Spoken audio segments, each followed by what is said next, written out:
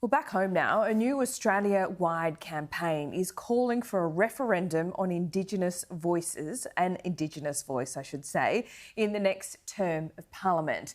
The time has come to decide if Australians want to recognise First Nations people in the Constitution. The campaign will be heard and seen on screens across the country as Indigenous Australians take matters into their own hands ahead of the federal election. The ad will be launched this week and will make the case for the referendum, the first referendum in 23 years. Joining me live now is the director of the From the Heart campaign, Dean Parkin. Dean, great to see you. It's been a while since we've spoken. You're launching this campaign. Why is this one the one to convince Australians, do you think? Oh, look, Laura, we're right in the thick of an election campaign, as everybody knows. This is the time when Australians are considering the issues that are most important to them, and really importantly, they're looking at the promises and commitments that are being made now by political leaders and candidates, and wanting to make sure that after the election, no matter who forms government, that those commitments will be delivered. Now, this question of Indigenous constitutional recognition has had bipartisan commitments for 15 years. It was John Howard back in 2007 that made that first commitment back then, and we've had bipartisan commitments since. Well, now it's just time to deliver. It's time that we actually do this process, actually have the referendum, and we're saying let's have a referendum on a voice to Parliament in 2023. It's just time to finally put it to the people. Is either side committed to this?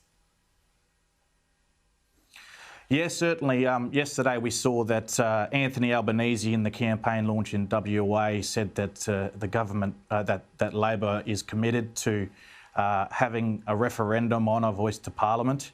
And certainly, as I said, the coalition has had long-running bipartisan commitments to a referendum on Indigenous constitutional recognition. They've done quite a bit of work to design a voice and what that might look like so Australians will know what they're voting on. And really importantly, at the last budget, there was a $160 million commitment in the contingency reserve to hold a referendum. So the money's there, the commitment's there, the design of the voice is there. It's just time to have the referendum. But we don't have a date yet. So it seems that both major parties are really reluctant to put a time frame on it. The next term of Parliament, sure, but you're saying next year.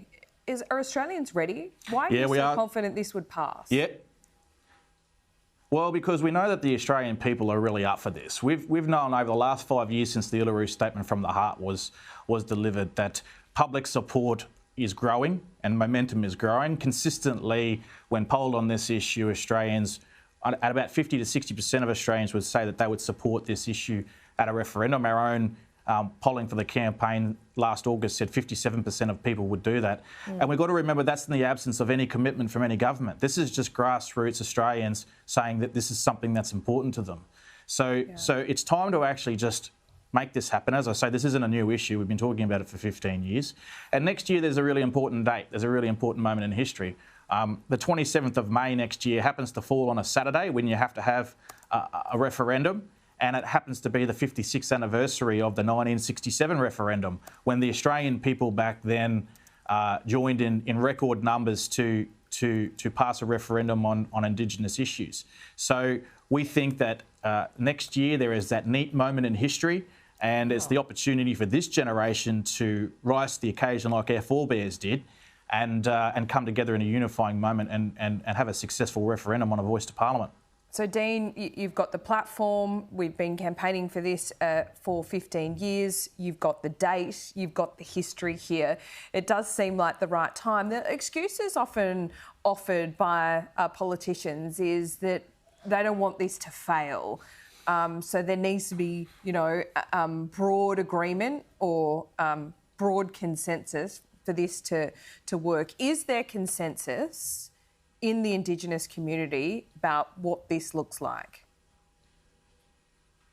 Oh, look, on the issue of the too important to fail, we really need Australians to stand up and say to the politicians, we can't look at it that way. We've actually got to say, let's seize the opportunity. Pursuing this referendum, pursuing this cause, trying to avoid failure is not going to be the successful way to do this. We need a bit of vision, we need a bit of leadership, and we need the political leaders to just rise to the occasion and rise to the level where the Australian people are currently at. That's what we really need. And in terms of the Indigenous views on this, we're just like any community. There are very, very strong supporters. Our research showed again in August last year that 80% of Aboriginal and Torres Strait Islander peoples would support this at a referendum. That is a serious number. That's a serious level of support. We know we've got more work to do to have this conversation with more of our communities out there. And also, let's just sort of burst the bubble right now. There are going to be some Aboriginal and Torres Strait Islander people who don't support this. And that's okay because we're just like any other community. So this idea that 100% of Aboriginal and Torres Strait Islander people have to be behind something before it's worthwhile doing is a nonsense.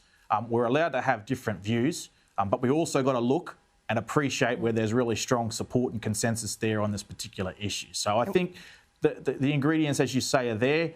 We just need to make it happen now. Yeah, and we would hope that you would have different views. Absolutely.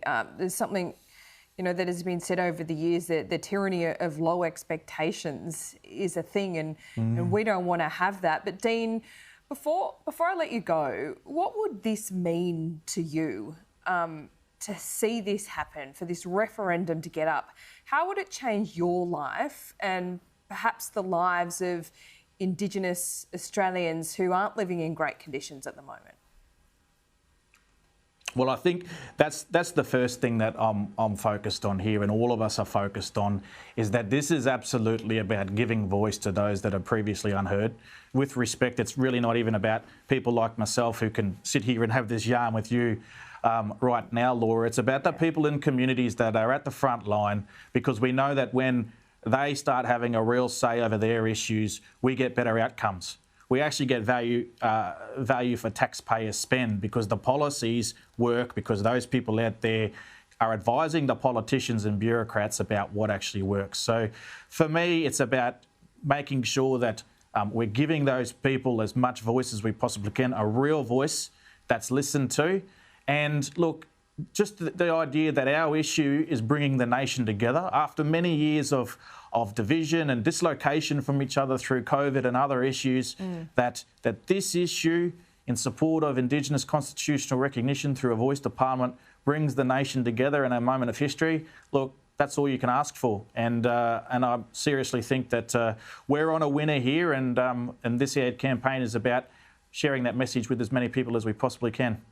Dean, it's great to hear from you. It's always great to hear from you, and we're so happy to have you on the program this morning. Good luck with the campaign. Let's speak soon. Thanks a lot, Laura. Dean Parkin there, the director from the Heart campaign.